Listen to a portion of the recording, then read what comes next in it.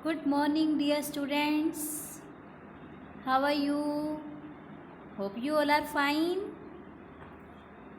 Today we will start chapter 13th, Leisure. Journal, cash book, subsidiary book आप complete कर चुके हैं। उसके बाद हमारी टर्न है लेज़र की। लेज़र में बच्चों हम क्या करते हैं? लेज़र में हम डिफरेंट अकाउंट्स मेंटेन करते हैं, डिफरेंट अकाउंट्स प्रिपेयर करते हैं। ये अकाउंट हर एक चीज़ का, हर एक एक्सपेंसेस का, हर एक इनकम का, हर एक पर्सन का, हर चीज़ का अकाउंट हम यहाँ पर बनाएंगे।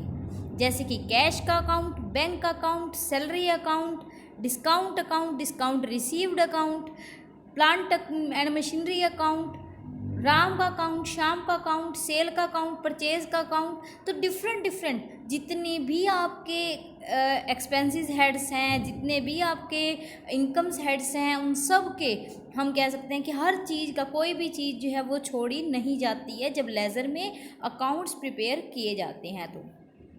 तो लेज़र में हम जब कैश बुक में और जर्नल में, सब्सिडरी बुक में हम ये कंप्लीट करने के बाद, books of original entry complete करने के बाद उनको क्लासिफाई किया जाता है, उनका एनालाइज किया जाता है। डिफरेंट हम कह सकते हैं कि क्लासिफाई किया जाएगा। पर्टिकुलर पर्सन के लिए, पर्टिकुलर थिंग के लिए हम जो है डिफरेंट अकाउंट मेंटेन करते हैं, जिससे कि हम ये बता सकते हैं कि अगर हमको एट ए टाइम किसी भी पर्सन के बारे में कोई भी इंफॉर्मेशन चाहिए तो हम पर्सन का अकाउंट खोलते ही उससे रिलेटेड इंफॉर्मेशन, उससे रिलेटेड डाटा जो है वो प्रेजेंट कर सकते हैं या इन्फॉर्म कर सकते हैं जो भी इंफॉर्मेशन चाहता है।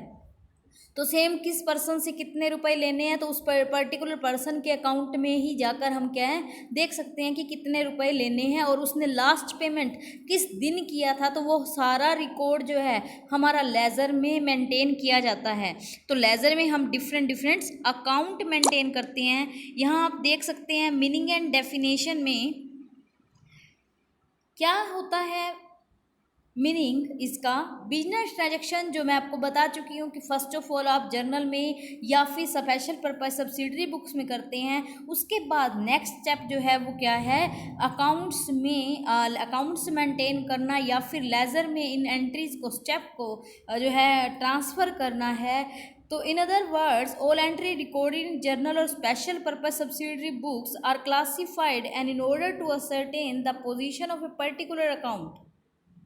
तो पर्टिकुलर अकाउंट में हर पर्सन के अकॉर्डिंग जो भी डाटा है उससे रिलेटेड इंफॉर्मेशन एक ही जगह पर डाली जाती है, वो अकाउंट बनाए जाते हैं। In short, ledger is a book which contain all account of the business enterprise, whether personal, real और नॉमिनल। तो कोई भी हो, चाहे पर्सनल हो, चाहे रियल हो, चाहे नॉमिनल हो, उन सब से रिलेटेड डाटा जो है आपको इसमें मिल जाता है। डेफिनेशन देखेंगे आप, according to J.R. Batley-Boy, the ledger is the chief book of the account and is in this book that all the business transaction would ultimately find their place under their account in a duly classified form। तो laser जो है एक chief book है account का, जो कि ये कहता है कि इसमें हम बिजनेस ट्रांजेक्शन से रिलेटेड जो भी हमारी एक पर्सन से रिलेटेड जो भी डाटा चाहिए वो हर पर्सन के अकाउंट में मिल जाता है आपको। मीन्स हम क्लासीफाई कर देते हैं पर्सनल अकाउंट में, रियल अकाउंट में और नॉमिनल अकाउंट में। तो हर चीज़ का अलग अलग अकाउंट बनेगा, हर चीज़ से रिलेटेड ट्रांजेक्शन जो है उसके रिलेटेड अकाउंट्स में जाती है। तो ए लेज़र में भी kept in the form of bound register और कार्ड और punched sheet in a loose leaf binder.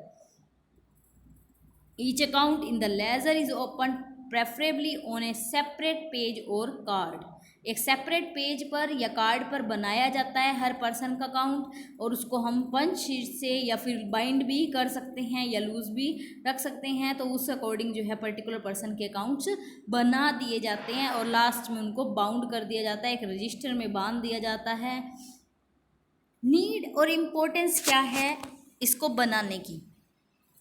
तो बेसिक ऑब्जेक्टिव जो हमारा है कि किससे कितनी अमाउंट लेनी है, किसको कितना पे करना है, how much is the amount of purchase and sale during a particular period, how much amount has been spent on each head of expenditure, how much amount has been received on respective accounts. तो ये बता सकते हैं हम कि किससे कितना लिया देना है, कितना हमको ये करना है, तो उसके बाद ही हम क्या है इससे रिलेटेड जो है एंट्रीज इसमें करते हैं। तो जर्नल जो है ये नहीं बता पाता है कि जर्नल ये हमारे को नहीं बता पाता है कि आपने कितनी अमाउंट किससे लेनी है, किससे नहीं लेनी, क्योंकि जर्नल जो है वो क्रोनोलॉजिकल ऑर्डर में होते हैं, वो डेट वाइज रिकॉर्ड मेंटेन करते हैं। तो इतने ज़्यादा जर्नल में एंट्रीज हो जाती हैं जिसमें से अगर हमको ढूंढना पड़े हर एक पर्सन का तो वो काफ़ी टाइम लग जाता है। हम जल्दी से जल्दी नहीं बता सकते कि हमने किससे कितना रुपया लेना है। तो एक पर्सन से रिलेटेड जो भी हमारा डाटा है वो एक ही जगह पर हमको मिल जाता है, जिससे हमको कोई भी इंफॉर्मेशन चाहिए, कोई भी ट्रांजैक्शंस की डिटेल चाहिए, किस दिन किस पर्सन ने पेमेंट की, तो वो सारी रिकॉर्ड जो है वो लेजर से मिल सकता है। Transaction of the same nature are not recorded at one place in the journal. For example, we want to know on a particular date the amount due from Surendra Mohan and Company. The various transactions pertaining to them will have to be sorted out from journal and subsidiary books and will have to be collected at one place. From sale book, the amount of sale made to them on each date will have to be ascertained. From sale return book, the amount of goods returned by them will have to be ascertained. From cash book, the amount received from them on different date will have to be ascertained. Even then, some information may be omitted to be collected from various books, but in the ledger, all the transactions pertaining to Surendra Mohan and Company will be posted at one place in account open in their name. तो यहाँ पर आप समझ ही चुके हैं कि हम जो है अगर हमने किसी पर्सन सुरेंद्र के साथ बिजनेस किया है तो उसको हमने सेल किया था और आज हमको देखना है कि कितनी अमाउंट उसकी ड्यू है, वो हमारा कस्टमर है, कितने पैसे उससे हमने लेने हैं। तो हमको पहले तो अगर हम लेज़र नहीं बनाते हैं तो आपको क्या करना पड़ेगा कि पहले सेल बुक में देखना पड़ेगा कि हमने कितने का सेल किया, फिर रिटर्न बुक में देखना पड़ेगा कि उसने कोई रिटर्न तो नहीं किया है, फिर उसके बाद हमको कैश बुक में देखना पड़ेगा कि कितना कैश का बैलेंस जो है अभी बाकी है। तो इस तरह से हम डिफरेंट जब बुक्स चेक करेंगे तो उसमें हम तुरंत जो है पेमेंट नहीं बता सकते हैं कि उस पर्सन की कितनी बनती है। तो इसके बाद क्या है, अगर हम लेज़र बनाते हैं तो हम क्विकली इस बात का रिस्पॉन्स दे सकते हैं, पर्सन को जल्दी से बता सकते हैं कि कितनी अमाउंट जो है उसकी आ चुकी है और कितनी पेंडिंग है, क्योंकि ये लेजर में जो है एक ही जगह पर पर्सन से रिलेटेड सारी डिटेल जो है वो मिल जाती है। तो लेजर जो है बहुत ही यूज़फुल बुक है, जो कि अपनी इसको हम प्रिंसिपल बुक भी कहते हैं। It is also called the book of final entry, final entry की बुक भी कहा जाता है। जैसे जर्नल को बुक्स ऑफ ओरिजिनल एंट्री कहते हैं, इसको बुक्स ऑफ फाइनल एंट्री कहते हैं।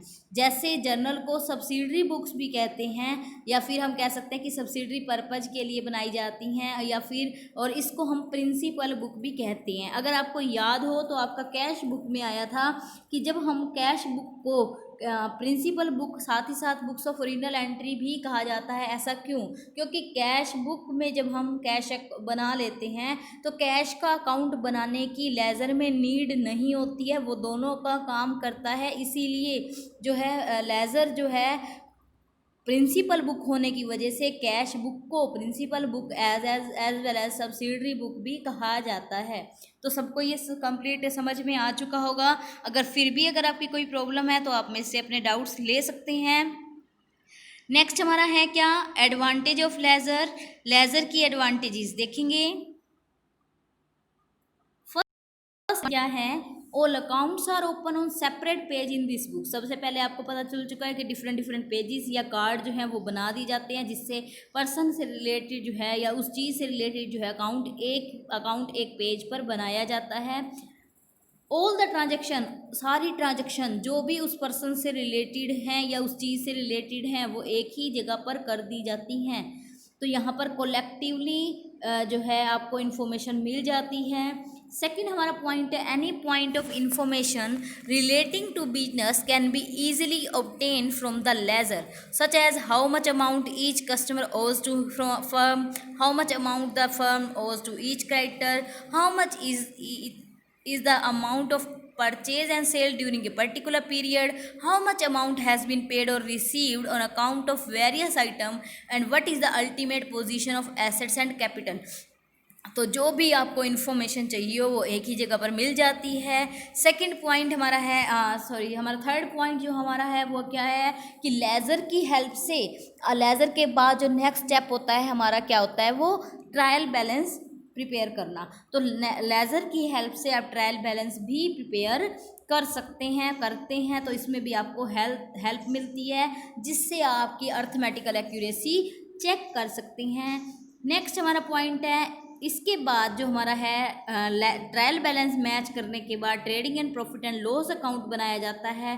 तो अगर लेज़र के बैलेंसेस ही नहीं आएंगे तो trading and profit and loss account कैसे प्रिपेयर किया जाएगा। तो इसकी हेल्प से क्या है, trading and profit and loss account भी बनाया जाता है, और इसके साथ साथ बैलेंस शीट भी आप सबको पता है कि इसी की हेल्प से ही बनाई जाती है। तो अगर मैं शॉर्ट में कहूँ तो एक तो सारी इन्फॉर्मेशन जो भी पर्सन से रिलेटेड, रियल अकाउंट से रिलेटेड, नॉमिनल अकाउंट, किसी भी हेड से रिलेटेड आपको कोई भी इन्फॉर्मेशन, कलेक्टिवली इन्फॉर्मेशन चाहिए तो एक ही अकाउंट में मिल सकती है, वो है लेज़र के अकाउंट में। सेकंड हमारा है क्या कि किससे कितना पैसा लेना है, कितना देना है, आज मतलब कि एक आपको पता होना चाहिए कि कितना ड्यू है, तो वो सारा हिसाब किताब जो है आपको लेज़र में ही दिख सकता है। नेक्स्ट हमारा है ट्रायल बैलेंस बनाने में हेल्प मिलती है, trading account, profit and loss account बनाने में हेल्प मिलती है, बैलेंस शीट बनाने में हेल्प मिलती है। तो ये हमारी एडवांटेजेस हैं इसकी। नेक्स्ट हमारा पॉइंट है difference between books of original entry and laser.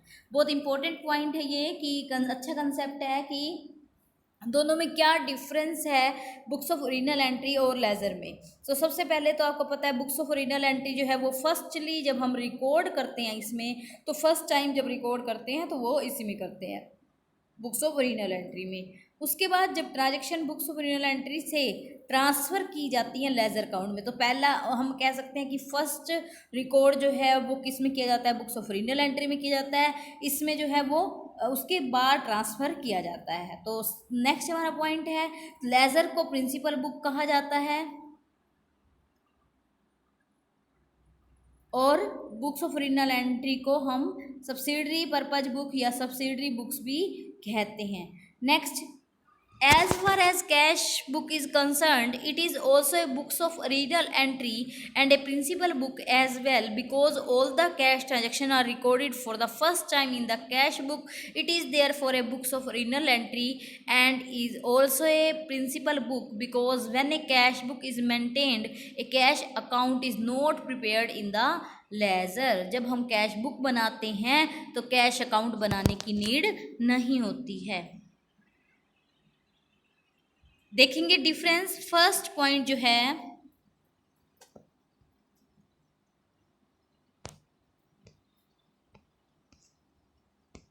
जब बुक्स ऑफ ओरिजिनल एंट्री करते हैं तो सबसे पहले रिकॉर्ड जो है वो इसमें रिकॉर्ड किया जाता है। इसके बाद जो है मैंने आपको ये बता दिया कि लेटर ट्रांसफ़र किया जाता है बुक्स ऑफ ओरिजिनल एंट्री से जर्नल में। उसके बाद सेकंड पॉइंट जो है ये क्रोनोलॉजिकल ऑर्डर में होते हैं, as and when they take place as such the position of an account at any point of time can not be ascertain from these books. तो डिटेल जो है वो बिल्कुल डेट रोज की डाली जाएगी उसमें, चाहे कितने भी बीच में अकाउंट आ जाए। As such, the position of an account at any point of time cannot be ascertained from these books। लेकिन यहाँ पर जो है एनालिटिकल ऑर्डर में होता है, डेट वाइज ज़रूर होता है लेकिन एनालिटिकल ऑर्डर में होता है। मान लीजिए एक पर्सन ने 1 तारीख को ट्रांजैक्शन करी, उसके बाद 15 तारीख को करी, उसके बाद 25 तारीख को करी, तो ये एनालाइज करके हमने जो पर्सन से रिलेटेड जो डिफरेंट मतलब पर्सन से मैच करती हैं या पर्सनस की ही ट्रांजैक्शंस हैं, हमने सिर्फ उसी को ही एनालाइज किया, उसी को ही उठाया है। तो यहाँ पर क्या है, एक पर्सन से रिलेटेड, एक चीज़ से रिलेटेड जो है यहाँ पर मिलेगा, इसको हम एनालिटिकल ऑर्डर में कहते हैं। नेक्स्ट हमारा पॉइंट जो आता है, full detail of a transaction are recorded in these books. हर चीज़ की पूरी डिटेल आपको books of original entry journal में मिलती है, आपको पूरा नरेशन दिया होता है। लेकिन यहाँ पर जो है लेजर में ऐसी कोई डिटेल नहीं दी जाती है, नरेशन नहीं लिखते हैं। तो trading account, profit and loss account और बैलेंस शीट बनाने में बुक्स ऑफ ओरिजिनल एंट्री जो है वो हेल्प नहीं कर सकती हैं। लेकिन लेजर अकाउंट जो है, लेजर के बैलेंसेस जब निकलते हैं तो उससे फाइनल अकाउंट बनाने में हेल्प मिलती है। नेक्स्ट हमारा पॉइंट है fifth, these books are considered as more authentic and reliable to comparison to the ledger since these are the books in the which the entry is recorded first of all।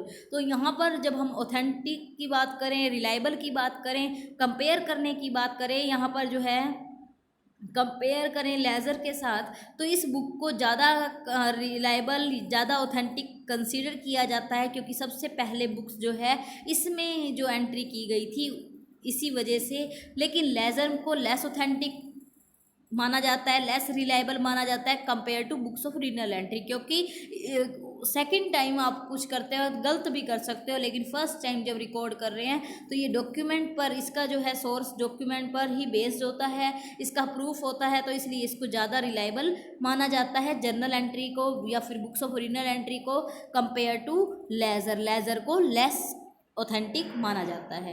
Next हमारा point है journalising. जब books of original entry में entry करते हैं तो उसको कहते हैं जर्नलाइजिंग करना, लेकिन जब लेजर में करते हैं तो उसको कहते हैं पोस्टिंग करना। आपको ये भी पता है कि जब आप जर्नल बना रहे थे तो उसमें LF का कॉलम आया था, मतलब आप ये बताते हैं कि जर्नल में आपने जो एंट्री की है उसका लेजर में कौन से पेज पर एंट्री पोस्टिंग की जाएगी, उसकी डेट आप साथ साथ भरते हैं जब लेजर बनाते हैं, मतलब पेज नंबर उसमें फिल करते हैं। और यहाँ पर लेजर के कॉलम में जो है JF का कॉलम होता है, मतलब कि जर्नल फोलियो का कॉलम होता है, जो कि ये बताता है कि आपने कहाँ से इसको एंट्री को पोस्टिंग जिसकी की है वो कहाँ से उठाई है, तो उसकी डेट भी, पेज भी डालना पड़ता है। नेक्स्ट आपका है last point, accuracy of these books can not be tested. और इसमें accuracy of ledger account is testing preparing a trial balance. इसकी accuracy, books of original entry की एक्यूरेसी चेक नहीं की जा सकती, लेकिन लेजर की एक्यूरेसी चेक की जा सकती है। जब हम ट्रायल बैलेंस बनाते हैं तो इसकी चेकिंग हो जाती है। नेक्स्ट है हमारा point proforma of a ledger. Ledger का परफॉर्मा देखेंगे कि लेजर किस तरह से फॉर्मेट होता है लेजर का। तो सबसे पहले ये T शेप में होता है ऐसे। तो T शेप में मतलब कि एक डेबिट साइड का और एक क्रेडिट साइड का। जब डेबिट साइड का होता है तो उसमें कौन कौन से पर्टिकुलर्स या सब हेड्स होते हैं, एक होता है डेट का जिसमें आप देख सकते हैं, फिर पर्टिकुलर, फिर JF, फिर अमाउंट, फिर इसी तरह से ही सेम कॉपी जो है वो क्रेडिट साइड में ही कर दी जाएगी। देखेंगे आप यहाँ। और इसको पोस्टिंग करने के क्या रूल हैं देखेंगे। जब डेबिट साइड में कोई भी पोस्टिंग कर रहे हैं तो उसमें 2 वर्ड का यूज़ करते हैं सबसे पहले तो, और क्रेडिट साइड में जब पोस्टिंग करते हैं तो बाय साथ यूज़ करते हैं। All transaction relating to an account should be entered at one place. एक पर्सन से रिलेटेड, एक अकाउंट से रिलेटेड जो है एंट्री जो है एक ही जगह पर मिलेगी। 2 separate account should not be open for posting transaction relating to the same account. एक अकाउंट के अंदर 2 पर्सन से रिलेटेड डाटा नहीं मिल सकता है। तो इसलिए कह सकते हैं कि if there are 2 customer with similar name, अगर 2 पर्सन है ना सेम नेम के, तो उनके साथ उनके या तो सरनेम लिखे होंगे या फिर उसके एड्रेस से उसको जो है डिफरेंट बनाया जाएगा। जैसे कि अनिल 2 पर्सन हैं तो अनिल एक चांदनी चौक वाला हो गया, एक अनिल करोल बाग वाला हो गया। इस तरह से उसका एड्रेस या फिर सरनेम साथ में लिखकर जो है उसको डिफरेंट दिखाया जाएगा। थर्ड हमारा पॉइंट आता है if an account has been debited in the journal entry the posting in the ledger should also made of the debit side of each account. अब देखो कोई अकाउंट अगर डेबिट हुआ है जर्नल में, जैसे मैंने आपको बोला कि bank account debit to purchase, ध्यान से समझना मेरी बात को, bank account debit to purchase. अब बैंक अकाउंट क्या हुआ, डेबिट, तो हम क्या करेंगे, पोस्टिंग क्या करेंगे, डेबिट साइड पर। बैंक के डेबिट साइड पर टू परचेज लिख देंगे। तो इस तरीके से जो है हम एंट्री, जो पर्सन जो चीज़ जो डेबिट होगी उसके डेबिट साइड में की जाएगी, जो क्रेडिट होगा उसकी क्रेडिट साइड में की जाएगी। नेक्स्ट देखेंगे फोर्थ का हमारी जो है पॉइंट वो क्या है, if an account has been credited, ये तो क्लियर हो ही चुका होगा सबको। फिफ्थ पॉइंट देखेंगे, similarly amount has been posted on the debit side of an account should be posted on the credit side of another account. Similar amount एक person की अगर डेबिट साइड में हुई है तो वही सेम अमाउंट किसी और पर्सन के अकाउंट में क्रेडिट जरूर होगी। और साथ ही साथ ये बता दूं कि पर्सनल अकाउंट जैसे कि राम, श्याम, मोहन, इन सब के साथ लिखना अकाउंट वर्ड जरूरी नहीं है। एग्जाम्पल पे के लिए देखेंगे, on 1 April 2017 sold goods for cash ₹20,000, pass journal entry post it into the ledger. 1 अप्रैल 2017 को सेल करी हैं गुड्स कैश में 20,000 की, और जर्नल में एंट्री करनी है आपको, पोस्टिंग करनी है सॉरी, और जर्नल भी करना है। तो देखेंगे जब आपने कैश में परचेज किया, कैश में सेल किया,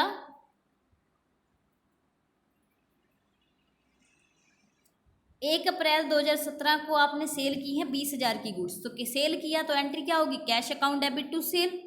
अब आप जब पोस्टिंग करने जा रहे हैं तो कैश का अकाउंट डेबिट हुआ है ना, तो कैश के अकाउंट बनाएंगे और उसकी डेबिट साइड में क्या करेंगे, टू सेल कर देंगे 20,000 से। ऐसे ही दूसरी जगह मैंने बोला था ना कि यहाँ पर जब एक पर्सन अगर डेबिट हुआ है तो दूसरे में क्रेडिट होगा, तो सेल देखो क्या हुआ, क्रेडिट हुआ, तो सेल को क्या करेंगे, सेल अकाउंट की क्रेडिट साइड में बाय कैश करेंगे।